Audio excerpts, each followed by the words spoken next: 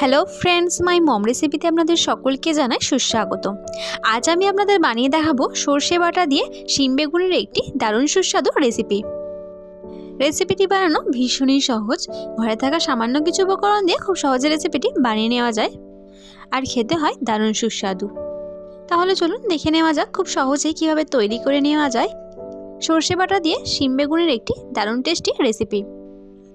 এই রকমই নিত্য নতুন এবং সহজ সরল রেসিপির আপডেট পাওয়ার জন্য আমার চ্যানেলটিকে সাবস্ক্রাইব করে আমার পাশে থাকবেন আর ভিডিওটি প্রথম থেকে শেষ পর্যন্ত দেখার অনুরোধ রইল। তাহলে চলুন আর দেরি না করে চটপট আজকের রেসিপিটি শুরু করে নেওয়া যাক। প্রথমে চুলায় আমি একটি হাঁড়ি বসিয়ে নিয়েছি আর তাতে দিয়ে নিয়েছি পরিমাণ মতো সরিষার তেল। এবার তেলটাকে আমি খুব ভালো করে গরম করে নেব। দেখুন তেলটাকে আমি ভালো করে গরম করে নিয়েছি। এবার এই তেলের মধ্যে দিয়ে দেব পেঁয়াজ কুচি। পেঁয়াজটা দেওয়ার পর এবার ভালো করে নেড়ে চেড়ে পেঁয়াজটাকে লাল লাল করে ভেজে নেব। আর আমি এখানে একটা মিডিয়াম সাইজের পেঁয়াজ ব্যবহার করেছি। দেখুন পেঁয়াজটাকে একদম লাল লাল করে ভেজে নিয়েছি। এবার দিয়ে দেব সর্ষে বাটা। আমি এখানে 3 টেবিল চামচ সর্ষে বাটা ব্যবহার করেছি। দিয়ে এবার এইভাবে একটু নাড়াচাড়া করে নেব। দেখুন এইভাবে আমি কয়েক সেকেন্ড ভালো করে নাড়াচাড়া করে নিয়েছি। এবার দিয়ে দেব সামান্য পরিমাণে একটু পানি। বাটিতে লেগে থাকা সর্ষে বাটার মধ্যে সামান্য একটু পানি দিয়ে সেটা ভালো করে ধুয়ে দিয়ে দিলাম। দিয়ে এবার ভালো করে একটু নাড়াচাড়া করে নেব। এবার দেব 1 টেবিল চামচ হলুদ গুঁড়ো। দিয়ে এবার ভালো করে নাড়াচাড়া করে কষিয়ে নেব।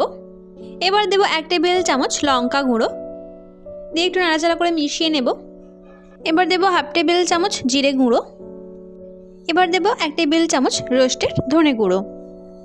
ধনে গুঁড়োটাকে হালকা করে একটু ভেজে তারপর ব্যবহার করবেন। দিয়ে এবার খুব ভালো করে নেড়ে একসঙ্গে কষিয়ে নেব। যতক্ষণ না গুঁড়ো মশলার কাঁচা গন্ধটা যায় ততক্ষণ খুব ভালো করে কষিয়ে নিতে হবে। দেখুন বেশ কিছুক্ষণ ভালো করে কষিয়ে নিয়েছি। এবার দিয়ে দেব আলু। আমি এখানে একটা বড় সাইজের আলু ব্যবহার করেছি। দেখুন সমস্ত কেটে নেওয়া আলুগুলো দিয়ে নিলাম। দিয়ে এবার খুব ভালো করে নেড়ে চেড়ে কষিয়ে নেব। দেখুন এইভাবে খুব ভালো করে নেড়ে চেড়ে কষিয়ে নিতে হবে। দেখুন বেশ কিছুক্ষণ ধরে খুব ভালো করে শুকনো শুকনো করে কষিয়ে নিয়েছি। এবার দেব সামান্য পরিমাণে একটু পানিটা দিয়ে নেওয়ার পর আবারও খুব ভালো করে নেড়ে চেড়ে কষিয়ে নেব। এবার দেব শিম। দেখুন পরিমাণ মতো আমি শিম ব্যবহার করেছি আর শিমগুলোকে অর্ধেক করে কেটে নিয়েছি। শিমটা দিয়ে নেওয়ার পর আবারও খুব ভালো করে নেড়ে চেড়ে কষিয়ে নেব। দেখুন একদম শুকনো শুকনো করে কষিয়ে নিয়েছি। এবার দেব সামান্য পরিমাণে একটু পানিটা দিয়ে নেওয়ার পর আবারও খুব ভালো করে নেড়ে চেড়ে কষিয়ে নেব। দেখুন বেশ কিছুক্ষণ ধরে ভালো করে কষিয়ে নিয়েছি। এবার দিয়ে দেব বেগুন। আমি এখানে একটা বড় সাইজের বেগুন ব্যবহার করেছি আর বেগুনগুলোকে দেখুন এইভাবে টুকরো করে কেটে নিয়েছি। দিয়ে এবার খুব ভালো করে নেড়ে চেড়ে আবারও কষিয়ে নেব। দেখুন কিছুক্ষণ ভালো করে নেড়ে চেড়ে কষিয়ে নিয়েছি শুকনো শুকনো করে একদম। এবার দেব পরিমাণ মতো পানি। দেখুন আমি এখানে পরিমাণ মতো পানি দিয়ে নিলাম। দিয়ে এবার একটু ভালো করে নাড়াচাড়া করে নেব। এভাবে একটু নাড়াচাড়া করে নেওয়ার পর এবার আমি ঢাকা দিয়ে মিডিয়াম টু লো ফ্লেমে 10 মিনিট মতো রান্না করে নেব। 10 মিনিট পর ফেরত এলাম। দেখুন সমস্ত সবজিগুলো খুব সুন্দরভাবে সিদ্ধ হয়ে গিয়েছে আর রান্নাও পুরো কমপ্লিট হয়ে গিয়েছে। আমি গ্যাসের ফ্লেমটা অফ করে দিয়েছি। এবার আমি গরম গরম পরিবেশন করে নেব। আমার আজকের রেসিপি আপনাদের কাছে কেমন লাগলো সেটি আমাকে কমেন্টের মাধ্যমে অবশ্যই জানাবেন।